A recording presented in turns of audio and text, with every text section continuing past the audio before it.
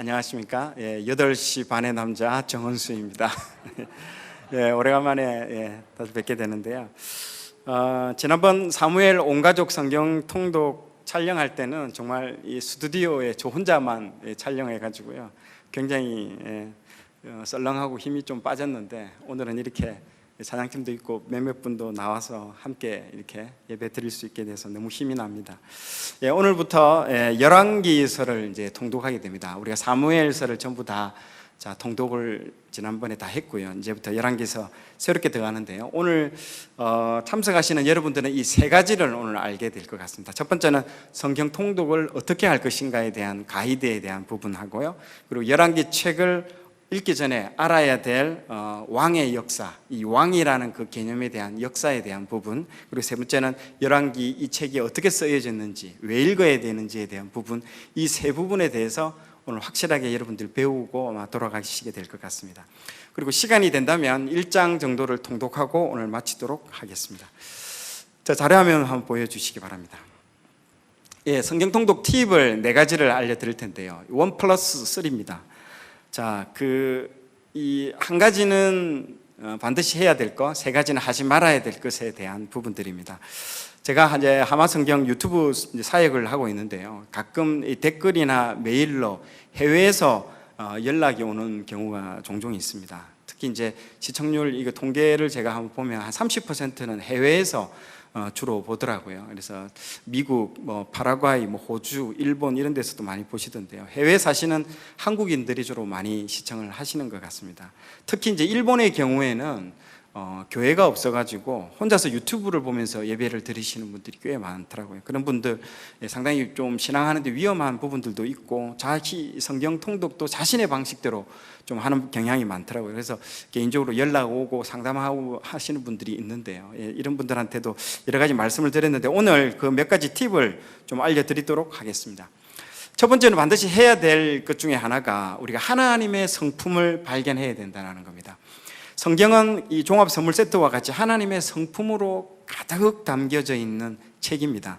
그래서 학창시절 내가 좋아하는 친구나 선생님이 있으면 정말 그 사람 닮고 싶어가지고 그 사람을 따라하는 경우가 많이 있죠. 그러다가 어느새 그 사람을 닮아가지고 그 닮아져 있는 나 자신을 좀 보게 될 때도 있습니다. 우리가 성경을 읽는 목적도 그렇습니다. 성경을 읽으면서 그 장에 나타난 그 하나님의 성품을 발견하고 묵상하고 내 의지를 들여서 이렇게 살려고 노력하다 보면요, 하나님의 성품이 어느새 나의 성품으로 배이게 된다는 겁니다. 성경 통독하시면서 각 장의 그 하나님의 성품을 발견하는 그런 시간들이 오늘 되었으면 좋겠습니다. 자, 두 번째는 이제 하지 말아야 될 3가지에 대해서 좀 말씀을 드리도록 하겠습니다. 첫 번째는 내 관점으로 통독하지 말라라는 것입니다. 우리가 책을 읽을 때에도 항상 저자의 관점으로 내가 감정이입되는 것이 상당히 중요합니다. 그래야 저자를 충분히 공감하게 되고요, 저자가 말하는 것을 우리가 깨닫게 됩니다. 그렇지 않으면 내가 듣고 싶은 것만 듣게 된다는 것이죠. 이게 위험하다는 겁니다. 이렇게 성경을 막 내 관점으로 계속 백독을 해도 변화되는 것은 없고 성경 지식만 이게 쌓이게 됩니다. 성경을 읽을 때는요, 나의 관점, 나의 틀을 다 내려놓고 하나님의 관점으로 보는 훈련이 정말 필요합니다. 처음부터는 되지 않습니다, 그게. 그러나 이러한 훈련들을 계속 하게 되면 성경 읽는 깊이가 달라집니다. 성경 읽기는 그 하나님의 마음 읽기라고 저는 생각합니다. 그래서 제 유튜브 채널명도 하마 성경으로 한 것도 하나님의 마음으로 성경을 읽자라는 그런 의미입니다. 이사야 말씀에 우리의 생각은 하나님의 생각과는 다르다라고 말씀하고 계십니다. 항상 내 생각에 갇혀가지고 항상 그 틀에서 성경을 보면 하나님 뜻을 우리는 절대 발견할 수가 없습니다. 자신을 겸손히 내려놓고 성령님께 말씀을 읽을 때 하나님 아버지의 마음을 불어달라고 기도하면 하나님은 우리의 눈을 열어주시게 됩니다. 오늘 그 밤이 될 줄 믿고 선포합니다. 두 번째는 지식입니다. 우리가 매주 예배를 드리고 말씀을 듣지만은요, 우리 삶이 변하지 않는 이유는 말씀을 대하는 우리의 자세 때문인 것입니다. 말씀을 우리가 지식으로 대하기 때문에 지식은 결코 사람을 변화시킬 수가 없습니다. 지식에서 머물면 아는 것에 만족하고요, 더 이상 나아가지 않습니다. 신앙은 여러분 체험입니다. 나는 신앙은 저 같은 경우에는 신앙은 지정의라고 생각합니다. 지정의 읽어도 순서대로 진행됩니다. 먼저 지식으로 알고 내 마음이 움직이고 의지를 들여서 변화하려고 행동할 때 비로소 신앙의 체험을 우리가 할 수가 있다는 것이죠. 성경을 읽을 때도 마찬가지입니다. 내가 변화되지 않고 머리로 지식으로만 이게 머물면 하나님을 만나서는 자신의 삶에 아무런 변화가 일어나지 않습니다. 쉽지 않겠지만 한번 내 자신을 던진다고 생각하고 말씀대로 살려는 의지를 하나님께 한번 드려보십시오. 그러면 여러분들의 인생에 아마 놀라운 일들을 아마 경험하게 될 것입니다. 자, 마지막으로 세 번째는 인본주의입니다. 하지 말아야 될 이 성경 통독의 세 번째가 인본주의입니다. 인본주의적인 눈으로 성경을 바라보는 경향이 상당히 우리는 많습니다. 우리가 공교육을 12년, 대학교까지 하면 총 16년을 우리가 공적인 교육, 공교육을 다 받아왔습니다. 일주일 중에 6일을 우리가 6일을 공교육을 다 받고 겨우 하루 정도 주일날 와서 말씀을 듣는 것이 우리의 현실입니다. 공교육의 그 교육은 뭡니까? 다 인본주의의 영에 인이 바뀐 거지 않습니까? 진화론이라든지 이런 것들이 다 인본주의, 세속적인 가치관 교육을 우리는 6일 동안 받아왔고 겨우 하루 받아가지고는 우리는 인본주의에서 벗어날 수 없습니다. 그렇기 때문에 우리가 십몇 년 받아왔던 그 인본주의 교육이 인이 박혀 있습니다. 지금 여기에 가랑비에 옷 젖듯이 다 스며들어 있습니다. 그래서 항상 성경을 읽을 때 충돌이 일어나는 거죠. 인본주의 생각과 이 하나님의 관점의 생각들이 충돌이 일어납니다. 성경은 하나님의 그 창조적이고 능력이 나타나는 책입니다. 그래서 이런 성경을 읽을 때 위험한 것은 바로 인간의 이성과 그 기준으로 해석을 한다는 것들이 위험하다는 거죠. 그래서 이성적으로 받아들이기 어렵고 이해하기 힘든 부분들은 인본주의적으로 다 해석해버립니다. 더 이상 그렇게 바라보지 않죠. 그렇게 성경을 읽고 공부하면 하나님의 능력은 절대로 우리 삶 가운데 일어나지가 않습니다. 그래서 인본주의가 무섭다는 거죠. 하나님 중심적으로 배우고 순종해야 성경 통독을 통해서 내 삶에 하나님의 능력이 비로소 나타난다는 겁니다. 그걸 믿으시기 바랍니다. 자, 첫 번째로 이제 왕의 역사. 제가 이제 성경 통독 가이드는 한 4가지 정도로 말씀드렸고요. 이제 이 부분이 오늘 하이라이트라고 좀 여러분 보여집니다.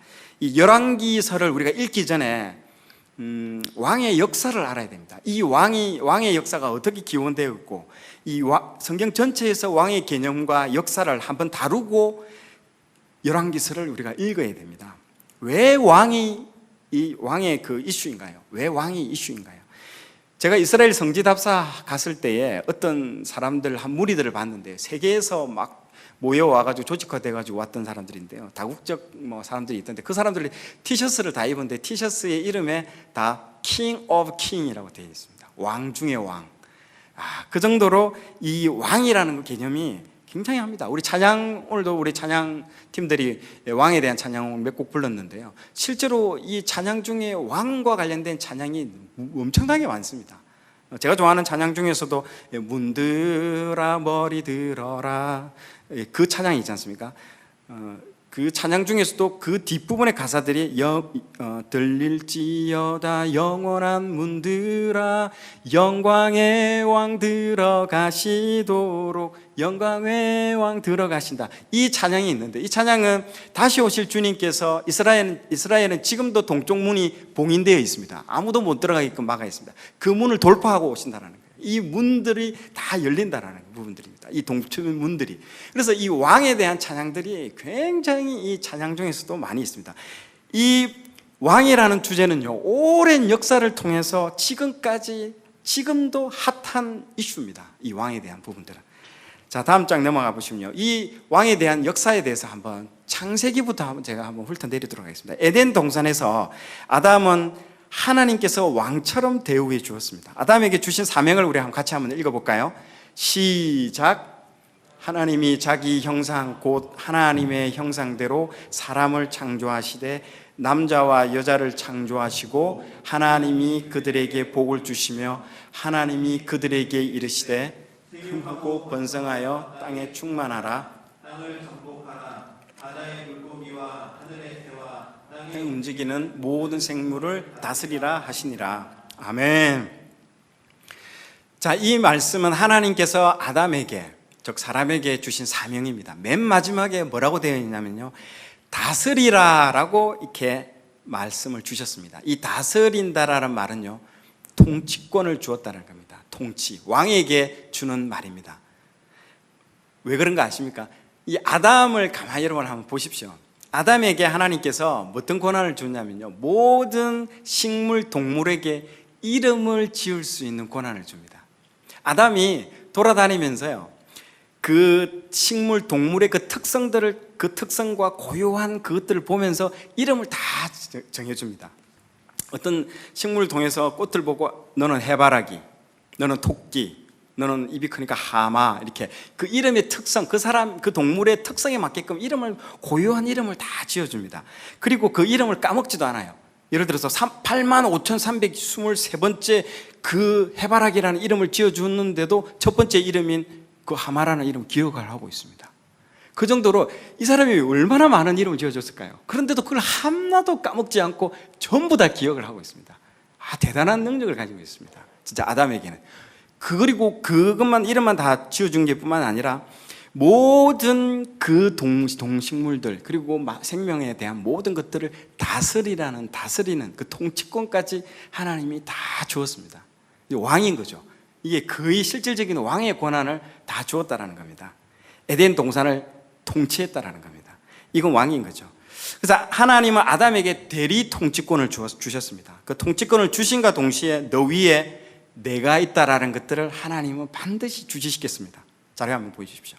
그렇기 때문에 하나님은 저 그림에 나오는 동산 중앙에 선악을 알게 하는 나무를 두심으로 네가 왕이지만은, 이 에덴 동산을 다스리는 대리 통치권자이지만은 너 위에 내가 있다라는 것들을 알게 해주셨다는 거죠. 진짜 왕은 나다라는 겁니다. 하나님께서 나라는 것들을 말씀해 주셨다는 겁니다. 그것을 상징적으로 만드신 것이 바로 동산 중앙에 있는 선악을 알게 하는 나무라는 거죠. 하나님께서 다른 모든 것은 먹어도 괜찮다고 했지만 딱 이거 하나만은 안 된다고 말씀을 주셨다는 것입니다. 여기에 순종하느냐 불순종하느냐에 따라서 중요한 기준이 된다는 겁니다.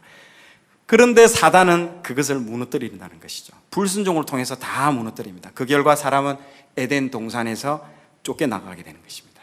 즉 왕의 권한을 박탈당하고 쫓겨나갔다는 것입니다. 여기서부터 우리 인간의 참 운명은 힘들어지게 되는 것이죠. 그래서 하나님은 그 이후부터 이것들을 회복시키기 위한 역사를 진행하는 것이 바로 성경 전체의 이야기인 것입니다. 그래서 성경의 이야기는요, 창조, 타락, 구원, 회복, 이 사이클로 이루어진다라고 여러분들이 이해하시면 되는 것입니다. 왕의 역사도 마찬가지입니다. 왕권을 이렇게 잃어버렸지만 하나님은 그 왕권을 다시 회복시켜 준다는 거죠. 자, 다음 자. 그 하나님은 이 하나님의 나라를 회복시키기 위해서 창세기부터 일하기 시작합니다. 즉 하나님의 나라를 다시 건설하는 거죠. 이 땅 가운데 왕이 되려면 나라가 있어야 됩니다. 하나님께서는 이 땅의 유형 국가로서 이스라엘을 선택을 합니다. 그리고 자신의 나라를 이루어 가시는 것이죠.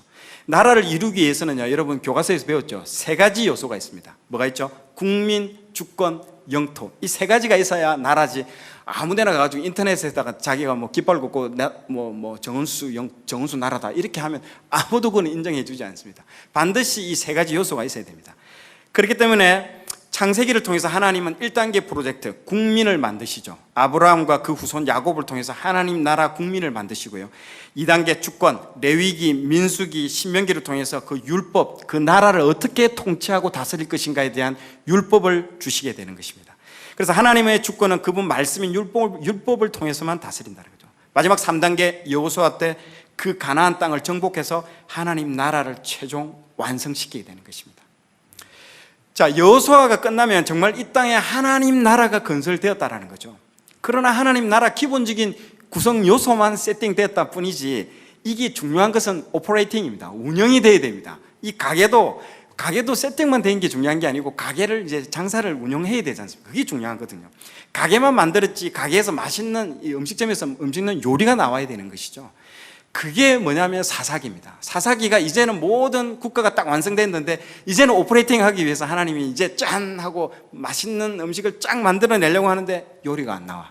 아무것도 진행이 안 된다는 것입니다. 그래서 하나님께서는 말씀 교육을 레위 지파한테 맡기지 않습니까? 너는 말씀 교육만 신경 써라. 말씀에만 해라. 그런데 땅 분배를 못 받았죠, 레위가.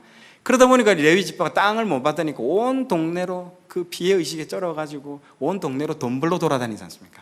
그러다 보니까 말씀 교육 못 받았던 이스라엘 백성은 그대로 폭삭 무너지게 돼버리죠. 말씀이 무너지면 자기가 왕이 돼버립니다. 자기가 왕이 돼버립니다. 그게 문제인 것이죠. 그래서 모든 사람들은 자기가 자기 왕관을 써버립니다. 그래서 하나님이 왕인 나라에서 하나님을 왕으로 인정하지 않고 자신이 왕이 되어버린 것입니다. 왕관을 자신이 머리 위에 씌워버렸다는 것이죠. 그래서 사사기 결론에 2번이나 하나님은 언급되어 있습니다. 그때에 이스라엘에 왕이 없으므로, 왜 없었겠습니까? 하나님이 왕인데 역설적으로 쓴 거죠. 이게 왕이 없으므로 사람이 자기 소견에 옳은 대로 행하였더라. 영어로는 right in our own eyes, 자기 눈에 보기 좋은 대로 그냥 행했다라는 겁니다. 그냥 자기 마음대로 했다라는 겁니다. 자기가 왕이 되었다라는 거죠.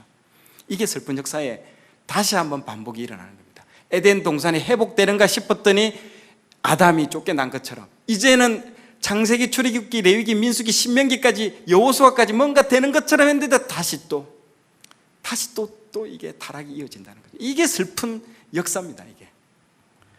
자, 그래서 사사기의 그 실패가 결국은 인간 왕을 세우는 결과로 이어집니다. 하나님은 자신의 영광을 사람이 취하는 것을 싫어하시는 분이십니다.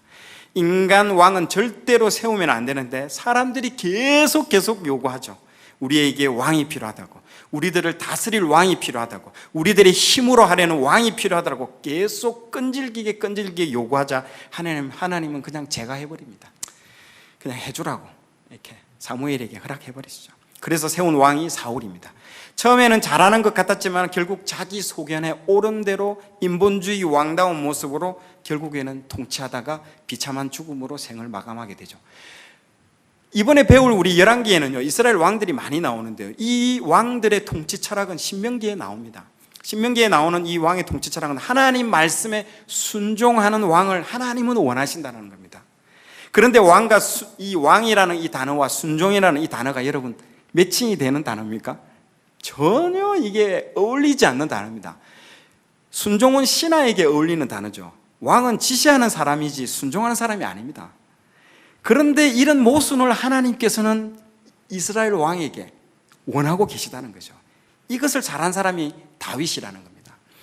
다윗을 통해 하나님의 마음을 우리가 알게 했습니다. 자신의 뜻을 끄고 순종하는 이 다윗의 모습을 통해서 하나님의 마음에 합한 사람이라고 했죠.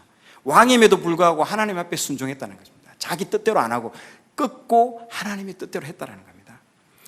왕임에도 하나님 앞에 순종하는 그 모습, 이렇게 되기 위해서 다윗이 여러분 그냥 되었을까요?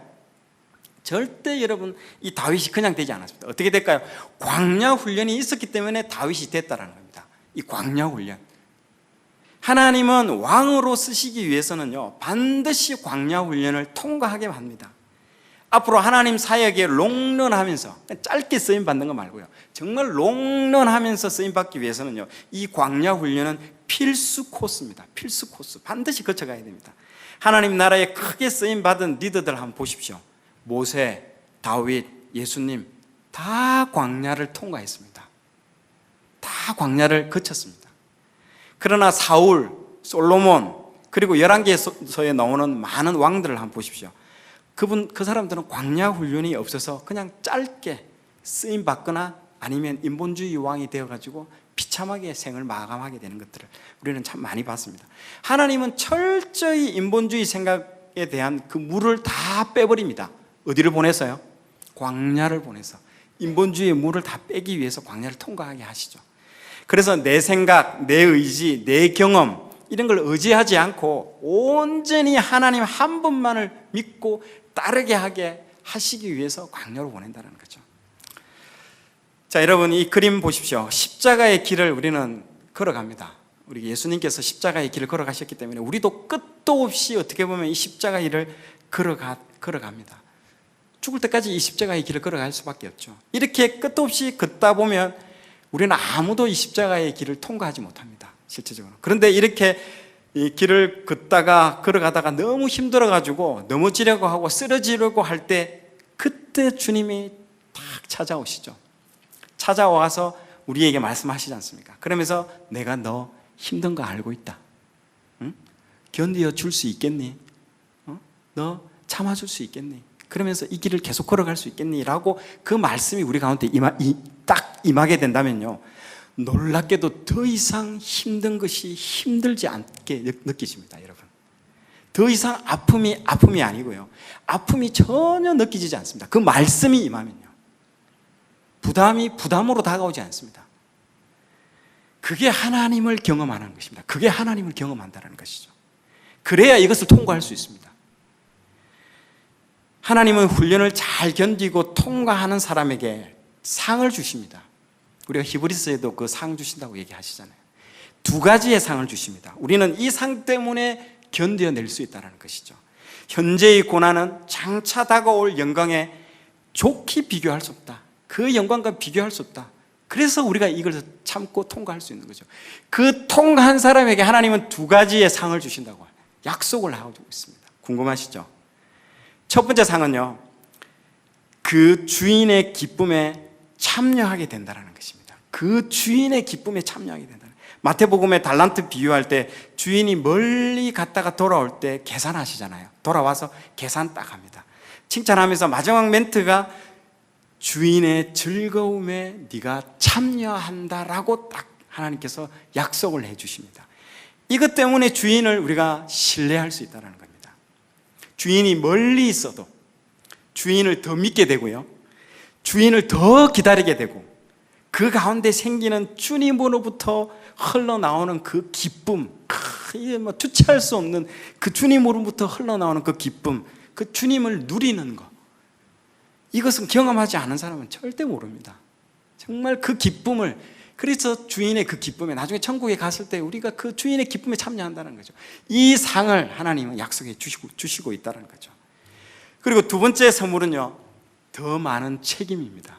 자, 이게 이제 놀랍습니다. 어떤 사람은 이 더 많은 책임을, 나 그 선물을 안 받을래요, 그렇게 얘기하는 사람들도 있을 것입니다. 예전에 우리 셀에 있던 분인데요, 이분이 제가 이제 훈련을 잘 받아서 동역자 되셔야죠 이랬더니요, 셀장님, 제가 왜 열심히 훈련을 안 받는지, 제가 왜 열심히 교회 생활 안 하는지 혹시 알고 계십니까? 라고 묻더라고요. 그래서 왜 그러냐고 했더니 혹시 교회에서 뭘 맡길까 싶어가지고 열심히 안 한다고 얘기를 하더라고요. 동역자 되면 할 게 많고 책임질 일이 많아서 부담이 된다 이거죠. 그분 마음이 변하기 전까지는 정말 제가 그분을 세우기가 참 세울 수가 없었죠. 너무 힘들었습니다. 그런데 여러분, 더 많은 책임은요, 여러분, 부담이 아니고 어려움이 아니고 선물이라는 겁니다. 선물. 하나님이 그렇게 오늘 말씀하고 계십니다. 신뢰하니까 주님이 주시는 그 책임이 있다는 거죠. 정말 믿는 사람에게 일을 더, 회사에 가봐도 일을 많이 한 사람이 더 많이 하게 됩니다. 신뢰하기 때문에 일을 맡겨주는 겁니다. 주님께서 1단계 훈련을 끝났기 때문에 주님이 주시는 그 책임이 있다는 겁니다. 그래서 회사에서 승진할 때도 보통 더 큰 책임을 우리가 주어주죠. 이 책임은 무거운 짐이 아니고요, 선물이라는 것입니다. 우리가 사원 대리 때까지는 일을 많이 시킵니다. 그러고 난 뒤에 과장을 시키죠. 과장을 시킨다는 것은 그 회사의 이제 간부가 된다는 것입니다. 간부가 되면서 권한도 많이 주지만 책임을 많이 준답니다. 자기가 책임을 져야 될 그 스펙트럼 범위가 넓어진다는 겁니다. 이게 오히려 선물이라는 것입니다. 회사 입장에서는. 더 많은 책임이 여러분 싫으십니까? 자, 여기 누가복음 19장에 보면요, 문화 비유가 나옵니다. 이 마태복음 달란트 비유와 흡사한데요, 약간 다릅니다. 여러분 같이 한번 읽어보실까요? 시작. 그 첫째가 나와 이르되 주인이여 당신의 한 문화로 10 문화를 남겼나이다. 주인이 이르되 잘하였다 착한 종이여 내가 지극히 작은 것에 충성하였으니 10골 권세를 차지하라 하고, 그 둘째가 와서 이르되 주인이여 당신의 한 문화로 5 문화를 만들었나이다. 주인이 그에게도 이르되 너도 5골을 차지하라 하고. 아멘. 여기 누가복음 19장에 보면요, 문화 비유가 나옵니다. 이게 약간 달란트 비유하고는 약간 느낌이 좀 다릅니다. 혹시 좀 다르죠? 누가복음 19장에 나오는 이 10문화 남긴 종의 비유가 딱 나오는데요, 주인이 멀리 떠나면서 종들에게 한 문화씩을 나눠줍니다. 한 문화씩을 받았는데요, 달란트 비유하고 조금 다르죠. 한 문화씩을 받았는데 그것에 대해서 한 종이 10문화를 남겼습니다.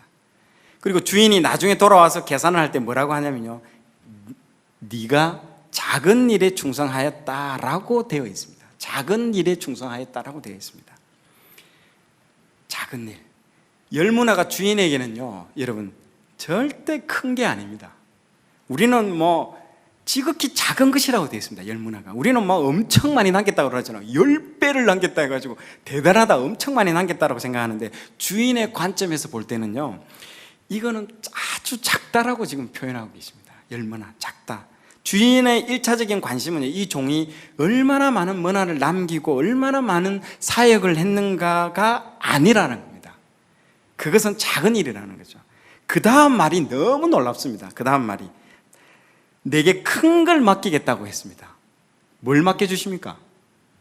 뭘 맡겨주십니까?